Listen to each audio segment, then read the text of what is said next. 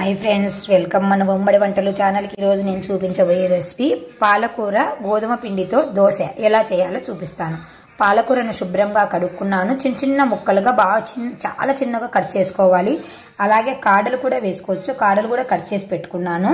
కొద్దిగా సోడా పొడి, తగినంత ఉప్పు, ఈ పాలకూర కాడలు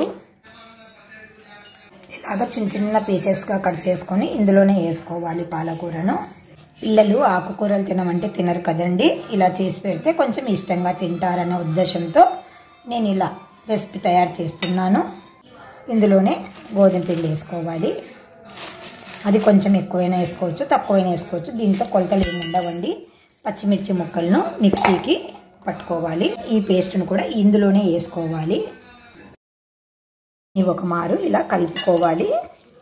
కలుపుకున్న తర్వాత మనము దోసపిండి ఎలా ఉంటుంది అలాగా గంట జారుగా ఉంటుంది కదా దోసపిండి, అలాగా కలుపుకోవాలి.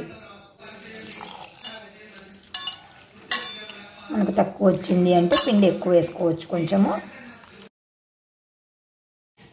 ఇలాగా కలిపి పెట్టుకొని ఒక 5 నిమిషాలు నాననివ్వాలి.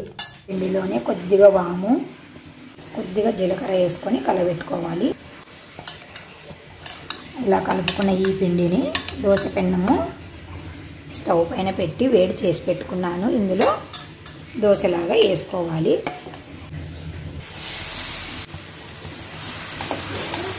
పలుసగా రావు, ఇవి కొంచెం మందమే వస్తాయి. ఆకు కాడలు ఉన్నాయి కదా, అందువల్ల కొంచెం మందమే వస్తుంది. చాలా టేస్టీగా ఉంటుందండి. చిన్నపిల్లలు కూడా బాగా ఇష్టంగా తింటారు. తప్పకుండా మీరు ట్రై చేసి మీకు ఎలా వచ్చిందో మాకు కామెంట్ రూపంలో తెలియజేస్తూ ఉండండి ఫ్రెండ్స్. ఇప్పుడు కొద్దిగా వీటిపైన ఆయిల్ వేసుకోవాలి. తక్కువ మంట మీదనే కాల్చుకోండి ఫ్రెండ్స్, బాగా కాలుతాయి ఆకు కాడలు. ఇంకా కొంచెం కాలాలి. కాలాక రెండో వైపుకు టర్న్ చేసుకోవాలి.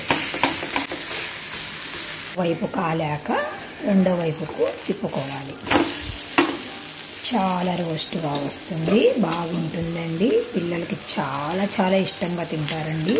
దీనికి ఏమీ నందుకోవడానికి కూడా ఏమీ అవసరం లేదండి. ఇటుపక్క కూడా కొంచెం ఆయిల్ వేసుకొని కాల్చుకొని సర్వ్ చేసుకోవడమే ఫ్రెండ్స్.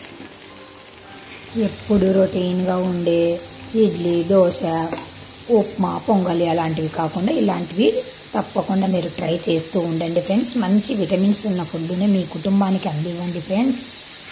ఇప్పుడు అటువైపుకు కొంచెం సేపు టర్న్ చేసేసి చూడండి ఎంత బాగా కాలిందో. చూస్తుంటేనే నాకైతే నోట్లో నీళ్ళు ఊరుతున్నాయి ఫ్రెండ్స్. అంత టేస్టీగా ఉంటుంది ఫ్రెండ్స్. తప్పకుండా మీరు ట్రై చేయండి ఫ్రెండ్స్. ఇదే ఫ్రెండ్స్, తీసేసి సర్వ్ చేసుకోండి ఫ్రెండ్స్.